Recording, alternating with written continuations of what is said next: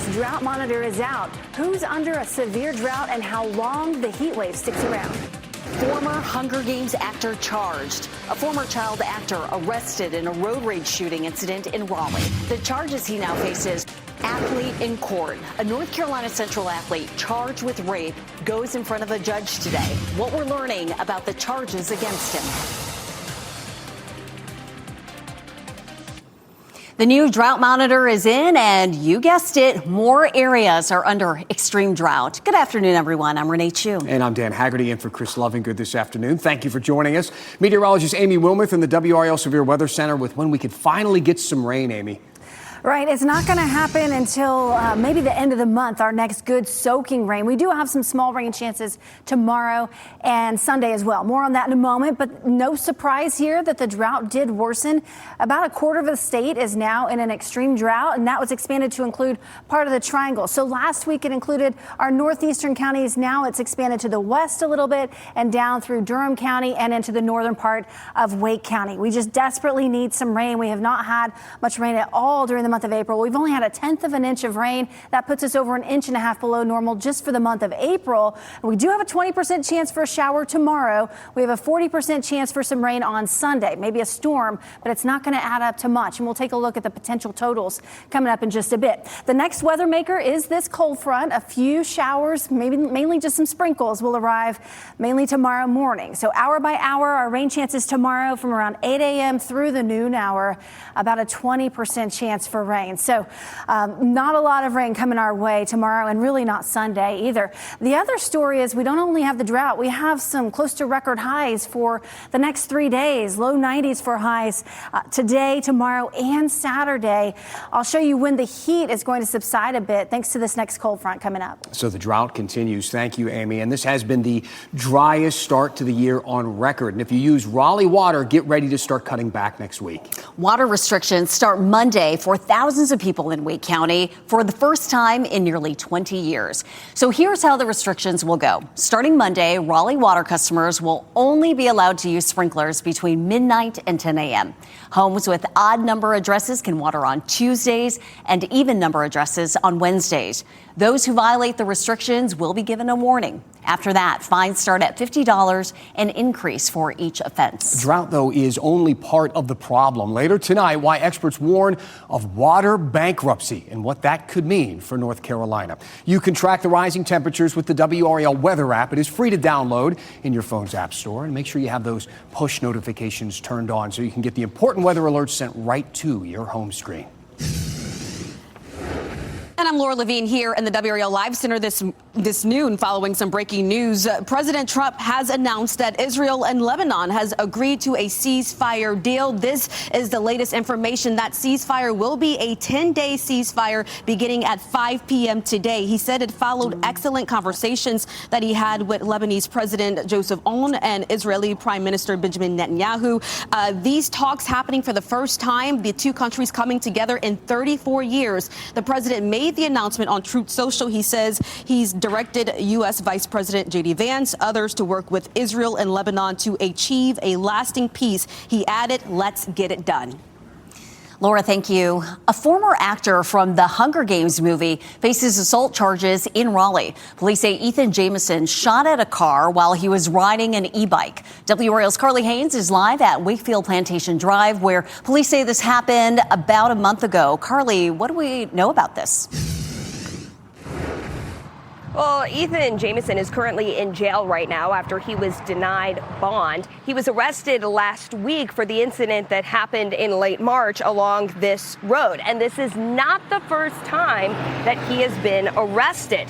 Jamison now faces 3 counts of assault with a deadly weapon with intent to kill after shooting at a car near Wake Forest. Raleigh police say 3 people had been in the car, including a 20-year-old and an 18-year-old.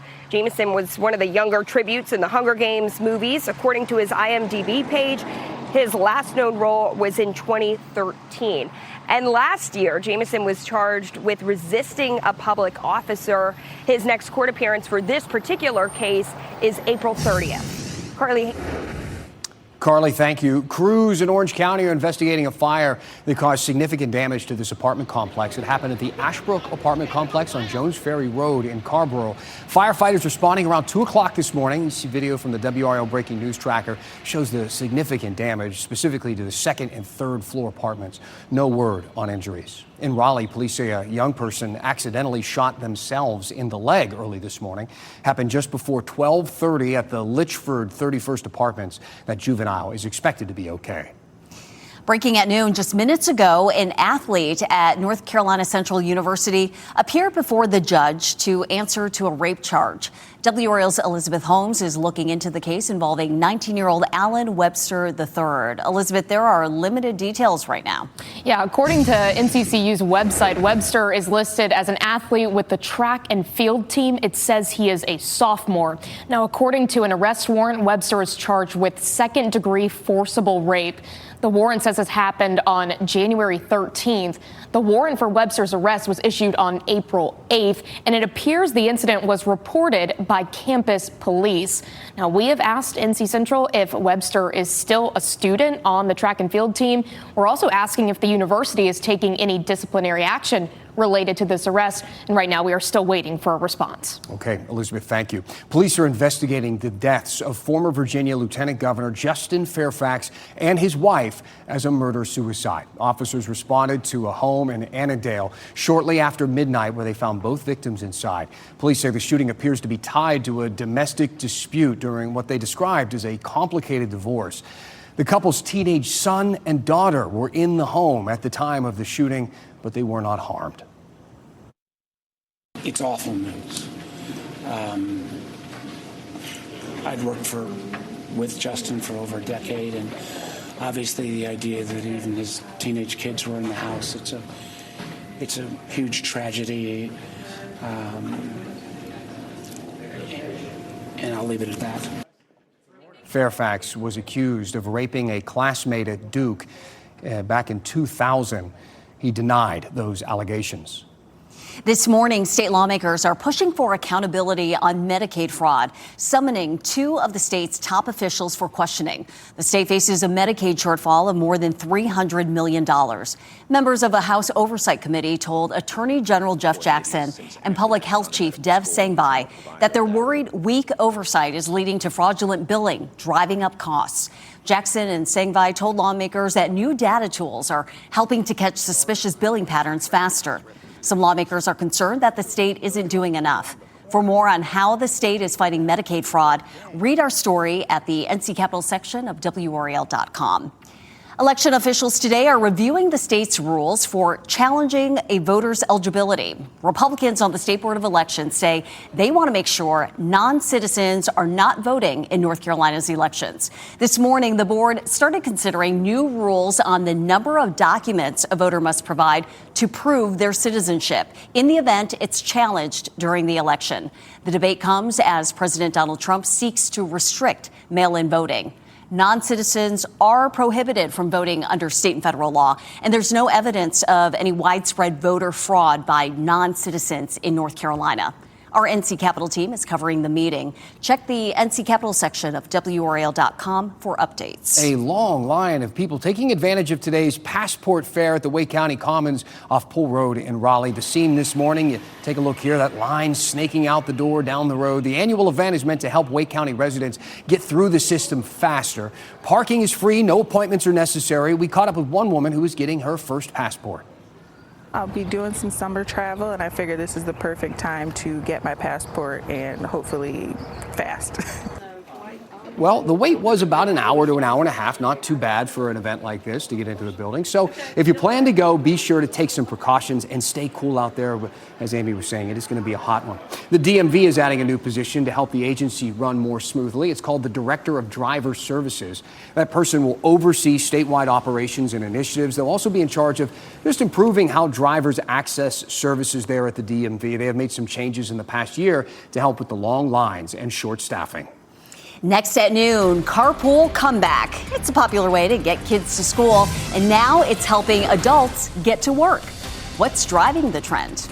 Plus, drug recall, a popular anxiety medication, is getting taken off shelves. New concerns about Xanax. Also, dried fruit. The drought is causing big problems for farmers statewide. Coming up at 12:30, how strawberry farmers are trying to salvage their season. Coming up next, sea storms moving in with WRAL's exclusive Dual Doppler 5000, sponsored by the WRAL weather app. Download now for live radar.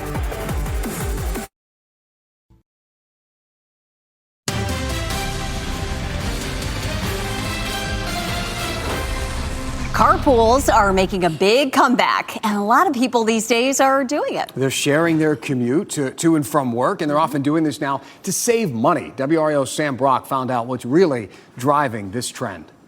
A combination of constant congestion, soaring prices at the gas pump, and technology that puts carpooling right at your fingertips. Just schedule your carpool the night before.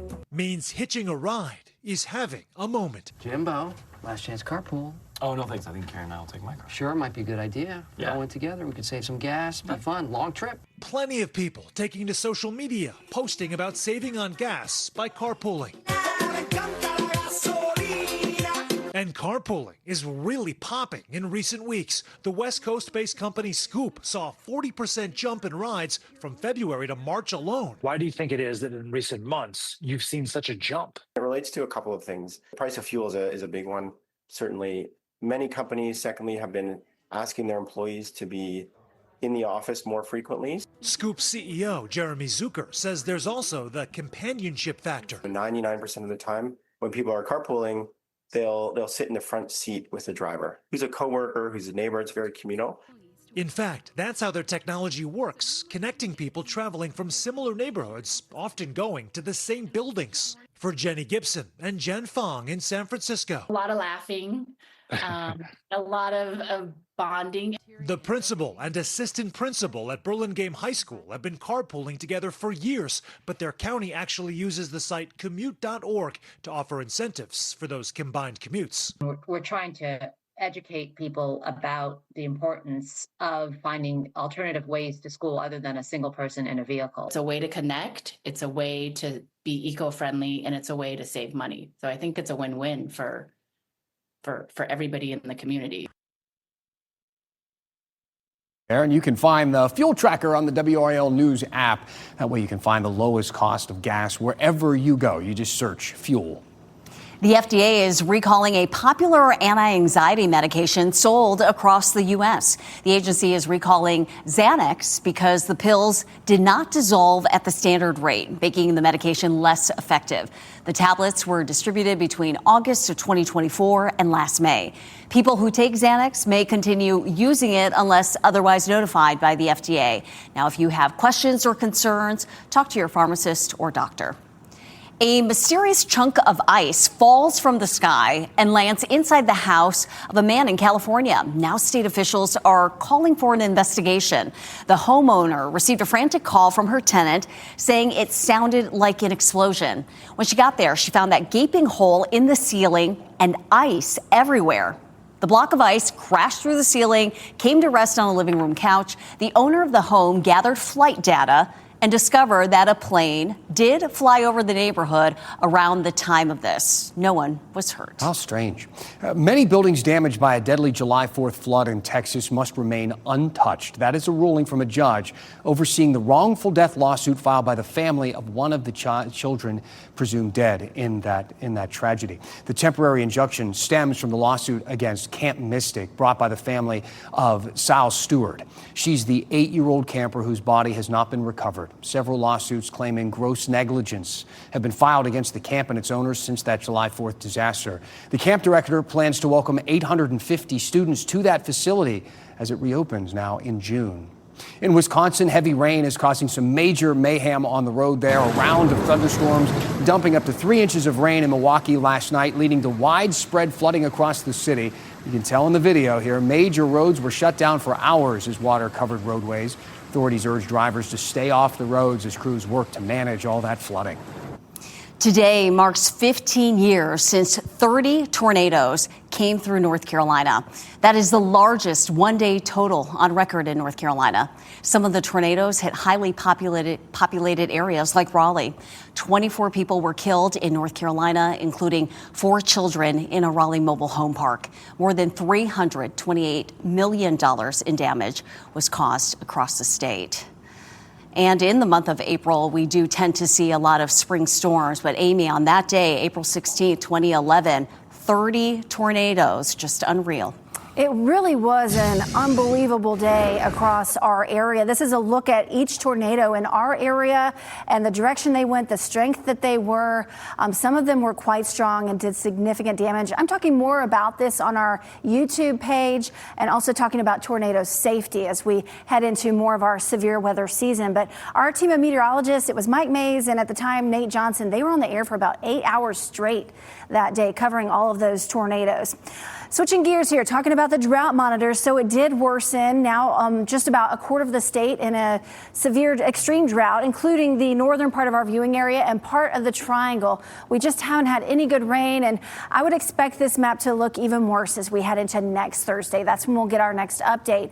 We do have a weak front with a little bit of rain with it. This is going to arrive tomorrow morning, so some sprinkles, maybe an isolated shower possible, and then we'll have a better chance for some showers as we head into Sunday. So here's tomorrow at 6 a.m. It's really not widespread at all, and it won't be throughout the entirety of the event. This is 8 a.m. in the morning, maybe a sprinkle or two during the morning commute. Around lunchtime, can't rule out a stray sprinkle, and then it's out of here. Saturday's dry, so we're going all the way to Sunday now. This is 9 a.m. Sunday. The rain's still back to the north and west of us. This is a stronger cold front that's going to arrive in the afternoon. So around lunchtime, starting to enter our northwestern counties, we'll have scattered showers in the afternoon and evening, and once the front starts moving through, that temperature is going to drop. But we're just not going to get much rain with this. About 1/10 of an inch, maybe a little bit more in some spots. It's really not enough at all to help us with the drought situation. It does look like we have a decent chance for a soaking rain around April 24th through the 27th. There's pretty good model agreement that we'll have a couple of systems arrive toward the end of the month. So fingers crossed that that's going to happen. We really, really need it. This is a live look at Pinehurst at the Resort and Country Club. It's a pretty nice day. The humidity is down, but it is warm. 84 right now in Raleigh. 86 in Southern Pines, 82 in Clinton, 84 in Rocky Mount. We tied the record high yesterday. We're going to get close to the record high again today. The record's 92. We have a forecast high of 91 in the Triangle. So the heat continues for today and tomorrow and Saturday. If you're headed to Bark in the Park this evening, just make sure those dogs stay hydrated. There's going to be lots of water spots for them. It'll be dry. Temperatures will mainly be in the 80s throughout the game. So the big heat continues at least through Saturday. And then the next weather maker arrives Sunday. It brings us that chance for at least a few scattered showers, maybe an isolated rumble of thunder. And then we'll have a pretty big drop in our temperatures down into the mid-40s Monday morning. Highs stay in the 60s Monday afternoon. 72 on Tuesday. And then we do warm it back up to 80 degrees by Wednesday. Amy, thank you. From the Congo to Chapel Hill, one UNC wrestling commit is defying the odds after being brutally attacked by a chimpanzee as a kid. Today on WRAL News at 4, his story of survival and what it took to get where he is today. Energy bill fatigue. People living in Wake County say they are fed up with the increasing monthly bills. On WRAL News at 5 o'clock, the lengths some people have had to go to just to get some help. Also, are you paying for unwanted subscription services? Next at noon. 5 on your side's Keely Arthur shows how to get rid of those reoccurring purchases once and for all. And product recall. A gel nail polish remover could be harmful to your health. Where it was sold and what prompted the FDA to take action.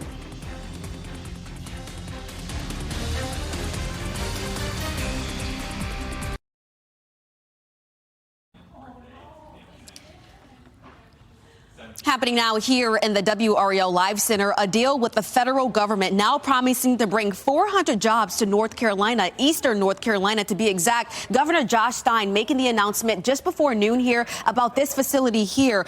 He says that the U.S. Navy signed a 10-year lease at Global Trans Park in Kinston. The Navy plans to fix and overhaul planes for all branches of the military at this site. State lawmakers in 2023 approved a $350 million loan for improvements here at the facility. facility, and the Navy's deal is expected to bring in about $15 million per year. The military is expected to begin using this facility in July. So many subscriptions out there. My wife just realized that she was paying for 2 subscriptions to the same newspaper using 2 different emails. How many people can relate to that? So you have more power in breaking off those relationships than you might think. 5 on Your Side's Keely Arthur explains what you need to do to cancel it once and for all.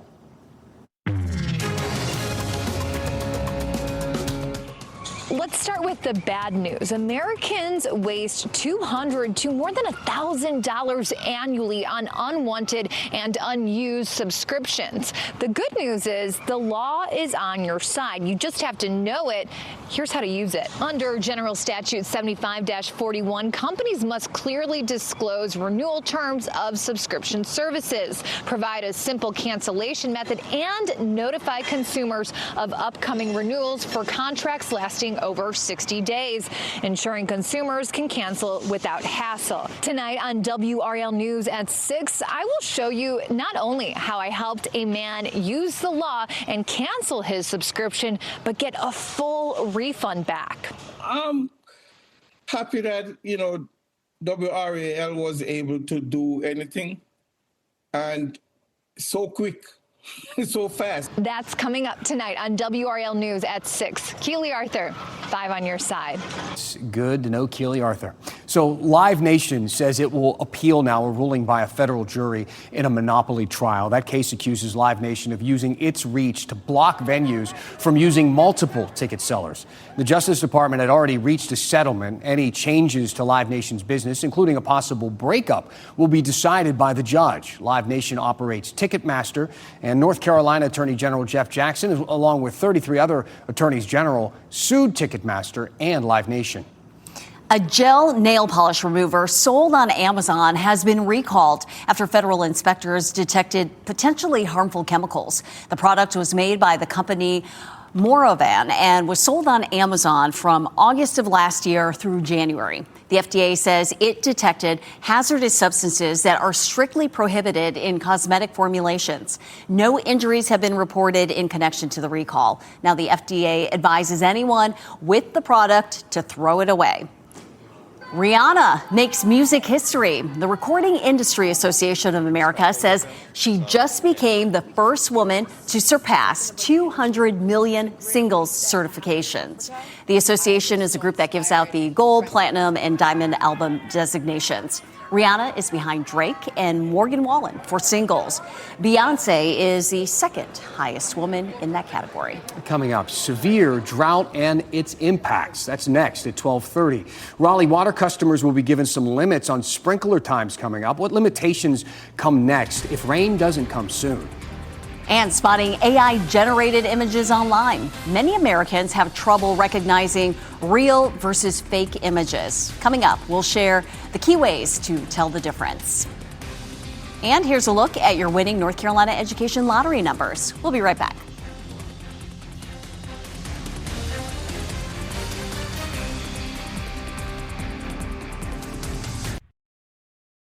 Live from WRAL News headquarters in Raleigh, your number one source for local news. WRAL News, coverage you can count on.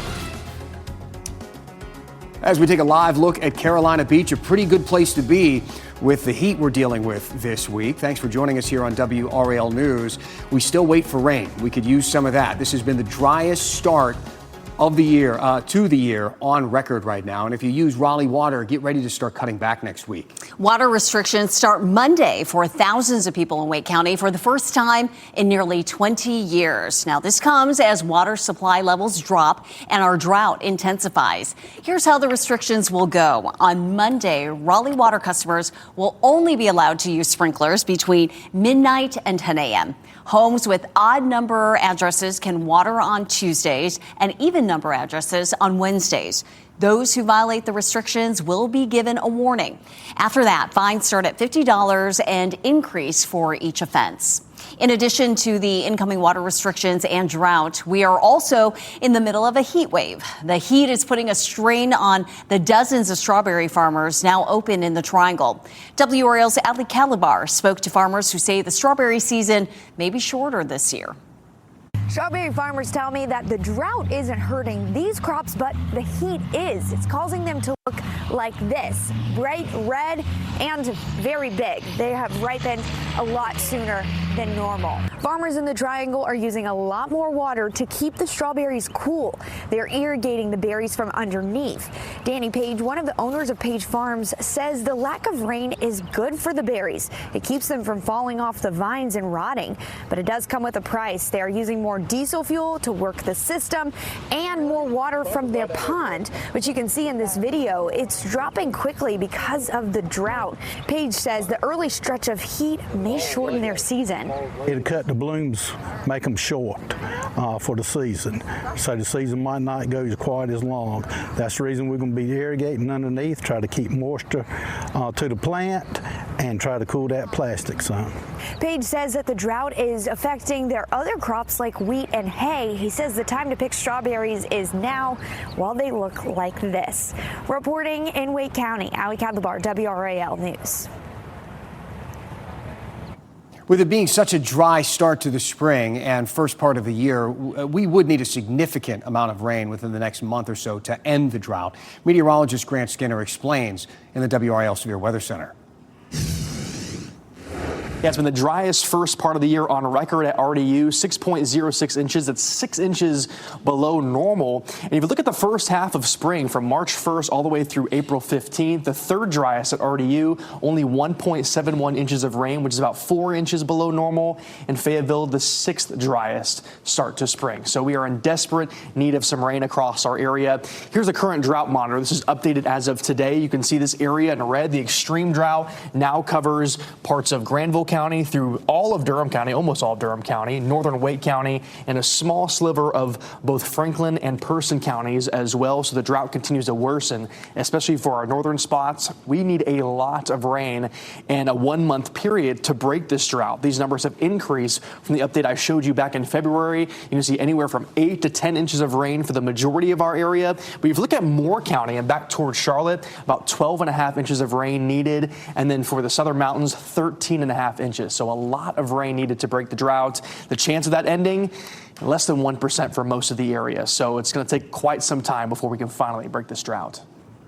Thank you, Grant. You can track the rising temperatures with the WRAL Weather app. It is free to download for your phone's app store. Make sure to turn the push notifications on so you can get important weather alerts and updates sent right to your home screen. Happening now here in the WRAL Live Center, we are following reaction after the news of President Trump announcing that Israel and Lebanon has agreed to a ceasefire deal. This statement coming from Lebanese Prime Minister Nawaf Salam. He says that the ceasefire was Lebanon's first goal. He says, I welcome the announcement of the ceasefire declared by President Trump. He goes on to say, as I congratulate all the Lebanese of this achievement, I pray for the martyrs who fell and affirm my solidarity with their families, with the wounded, and with the citizens who were forced to flee their cities and villages. Just to recap here, President Trump announced a 10-day ceasefire between the two countries that will begin at 5 o'clock this afternoon. Meanwhile, we know this is the first time that the two countries have met in more than 34 years. North Carolina lawmakers are moving forward with a proposal to give the state more control over property taxes. A House committee advanced a plan that would cap how much counties can raise property taxes. Some Democrats pushed back against the Republican proposal, warning that the change could limit flexibility on property tax policy. The amendment would still need approval from both chambers by a supermajority. If it passes, voters could then decide on the ballot, perhaps as soon as November. Leaders in fast-growing Harnett County are also eyeing changes to property taxes. This week, a county commissioner proposed taxing residents on the value of their property when it was purchased rather than what it was assessed during reevaluation. Commissioners are now asking state lawmakers to pass a bill that allows county leaders to explore that idea. Some commissioners are concerned about how the change would impact Harnett County's tax revenue. Disney is behind a new residential community coming to Chatham County. They released some new renderings of the Asteria community coming to Pittsburgh, and it's something else. All right, there's a clubhouse called the Second Star Club that is reference to Peter Pan, right? That's how you get to Neverland. There will be a wellness center, a restaurant, swimming pools, a trail system. Look at some of these images. Imagine living in there? Is that Hansel and Gretel's place? Is that Disney? Some of the spots will be references to Beauty and the Beast, Alice in Wonderland. This community will be built in phases. Disney hasn't released the price of these homes yet, but as you know, Disney, everything they do is affordable and cheap. They said it will vary based on the kind of home that is available. It will be priced competitively based on the marketplace that's here in this area.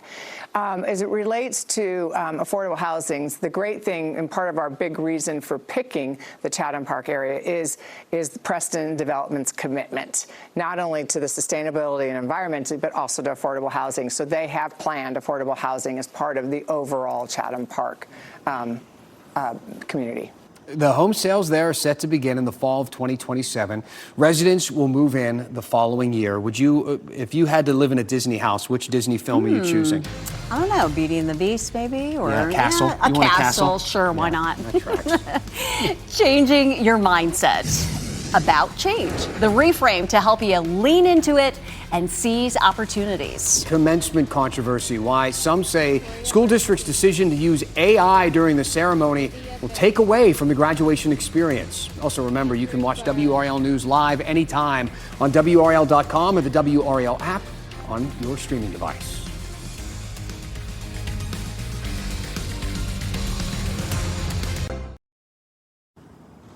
Chances are we've all seen videos on social media that are obviously AI, but how about the ones that are harder to spot? Many Americans say they're not sure that they can confidently pick out what is and is not real. Anna Eliopoulos shares what to look out for while scrolling.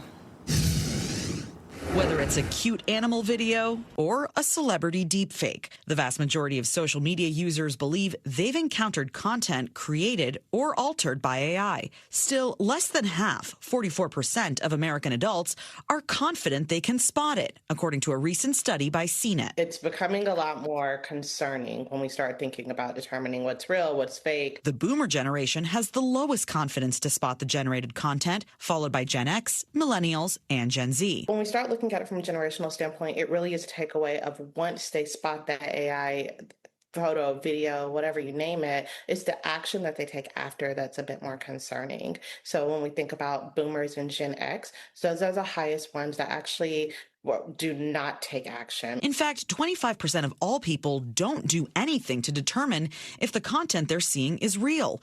But for those who take the time to fact-check posts, the majority start by looking for visual cues. Another method is to check for labels or watermarks, or to verify it by searching for the same content somewhere else. Content is being generated that is very believable, hard to even detect if it is AI generated, but it's very important to consider the source and the information that is being given to you, and of course, always double check that. The study also shows 21% of adults think that AI-generated content should be banned on social media with no exceptions. An increase in low-quality, mass-produced AI-generated content, known as AI slop, prompting tech companies, including Instagram and YouTube, to implement tools to reduce it. We have to remember that AI content is not something that is banned on social media, and there are still some features that we could see in the future or that we're already seeing that are focused around AI. What are a few key indicators of AI-altered content? Well, look for warped, blurry, or melting backgrounds, specifically in crowds or landscapes. AI often produces over-smooth skin without pores or realistic hair texture.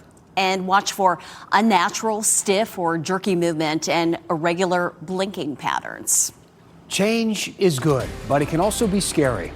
We're going to share some ways to recognize when it's time to do something new and what you can do to embrace the unknown. Plus, what's in a name? A great deal, actually. Pronouncing names correctly shows value and respect. Why an attempt at creating a memorable moment during graduation is being met with some opposition.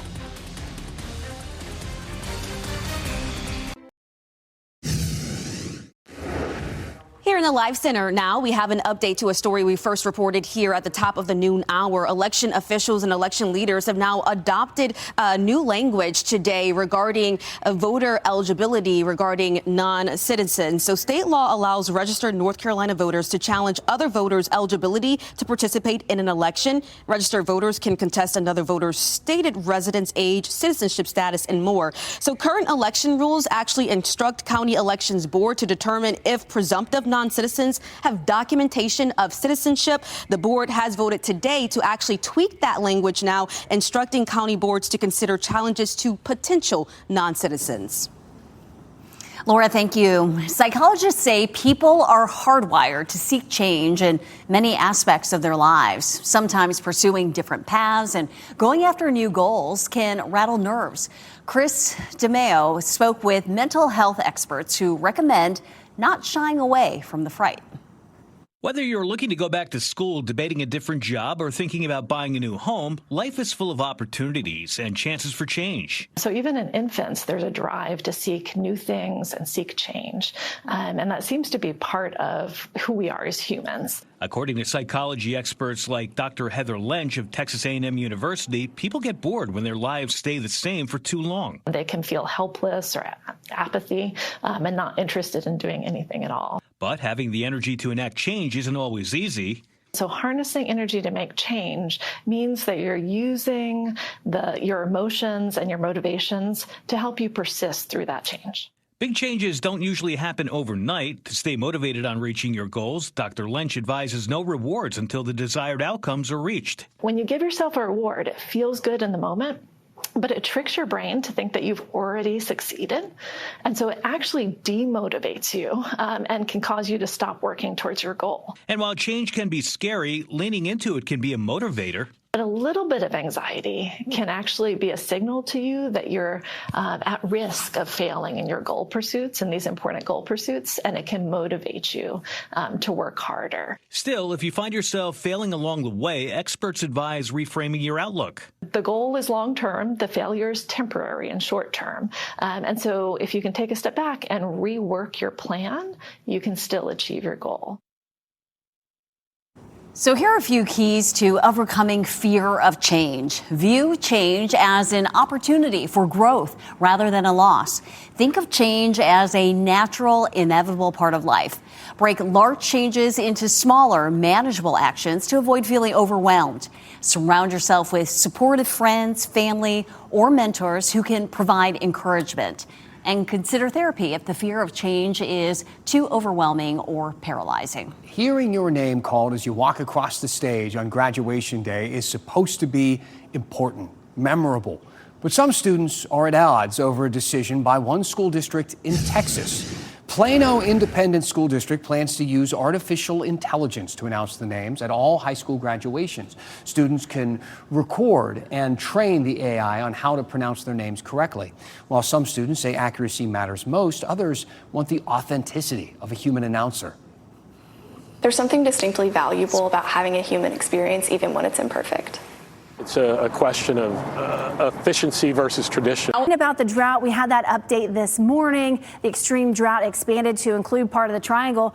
The April stats not looking good. Just 1/10 of an inch in Raleigh and about 7/10 in Fayetteville, and no big rain chances headed our way. So we still have a severe or extreme drought depending on where you are across the viewing area. We could start to see damage to crops, water shortages, and we already have some water restrictions as well. So not good news with the new drought monitor, but I don't think it really surprised anyone. And the burn ban will continue until further notice. I think this is going to be with us for quite a while. Tomorrow we have a 20% chance for a sprinkle, maybe a light shower the first half of the day.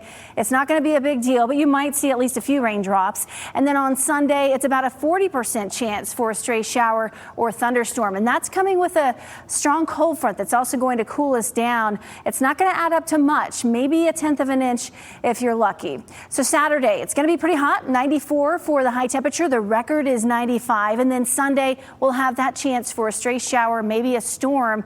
The high temperature is 79, but that's likely right around midnight. I think we'll probably hover around 70 in the afternoon on Sunday. We'll be dodging at least a little bit of light rain, which is good news, even though it's coming on a weekend. We'll take what we can get. And then I talked about the big cool down behind the front. Look at Monday morning, 45 for the low. Monday afternoon, 67. So that'll be a pretty nice mild day. Tuesday, we wake up to temperatures in the low 40s and then a high of 72. So Monday and Tuesday look fabulous. We do warm things up by Wednesday with highs near 80.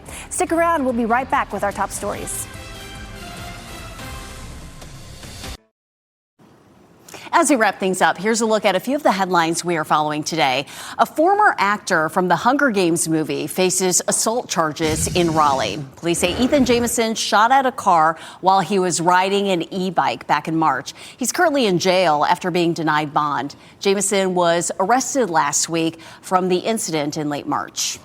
A North Carolina Central University athlete charged with rape appeared in court not long ago. 19-year-old Alan Webster is charged with second-degree forcible rape. The school's website says Webster is an athlete with the track and field team. In court today, Webster's attorney said he knew the victim and the encounter was consensual. Webster was given a $300,000 bond, ordered to stay away from the victim, and was placed under house arrest.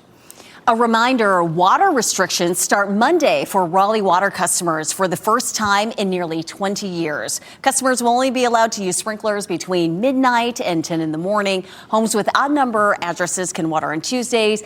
Even number addresses, you can water on Wednesdays. Our pet of the day has fought hard for her second chance, and now she's waiting for her forever home. Just like her namesake, Fern is soft, sensitive, incredibly resilient. Over the past few months, she's been on quite the medical journey, and now she is ready to thrive. Fern thrives on a mix of novelty and routine. She loves long walks, big sniffs, and sunbathing on the deck like it's her full-time job. So if you'd like to learn more about Fern, contact Hope Animal Rescue. Snappy dresser as well. Very much so. NBC News Daily is next on WRAL. Your next local news update in 30 minutes. You can get breaking news updates anytime with our WRAL News app. Have a fantastic day.